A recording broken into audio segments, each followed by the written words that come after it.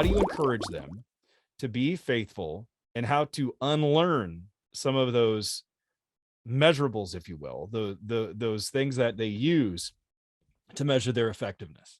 Scorecards are important. Scorecards are a part of knowing whether you're a good steward and knowing whether you should continue to engage in a particular direction.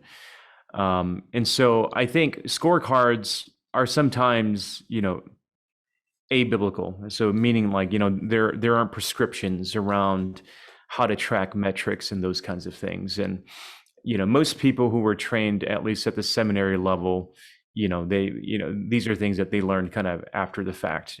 It's not theological training. And I think it's important for us to realize that whenever we're doing missions, because most people who are called into ministry, they didn't have aspirations to be a bean counter. They didn't have aspirations to be a project manager. They didn't have but in some ways, like because of the efficiency of how we train missionaries in the North American context, the nuts and bolts in some ways become intertwined with like, the call and the why and those kinds of things. And I think, in saying that, there are two things. One, from the practitioner perspective, the missionary, like it's very easy for them to get caught up in the nuts and bolts. And then eventually, you write your newsletters to reflect what people are measuring. And then potentially, you kind of lose focus on the mission, and you actually focus more on those who are supporting you financially.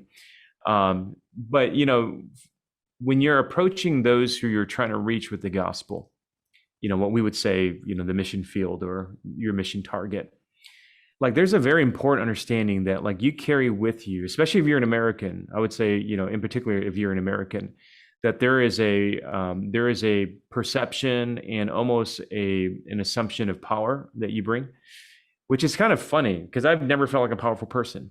And I don't think that by, calling me an American, that automatically makes me powerful. But in the eyes of the world, it does, and I've grown up with this perception as somebody who's an immigrant, refugee immigrant, parents from Laos, that to be an American, there is a certain status that came with it.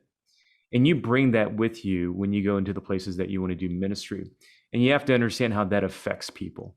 And then when you add that to a religious construct, or when you add that to, the Bible or to Christianity, there's another layer that people now perceive you through. And I think self-awareness is key to understand how people perceive you, because that's typically how we identify ourselves whenever we go into a place of mission. I'm an American. I'm here to bring you the gospel. And when you identify yourself in that way, people actually just see power structures and they don't see you, and they actually don't see the transformation that the gospel can bring to them. They just see these social labels that you carry with you. And it creates a power dynamic, especially if those places are disadvantaged or, materially poor.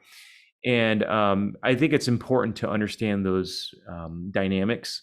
And so when that gentleman said to me, don't bring American religion up here to Canada, well, mind you, Toronto is only 4.5 hours from where I grew up. What he was actually saying was that, he was letting me know of the power dynamics that I was bringing as an American into Canada. Mm.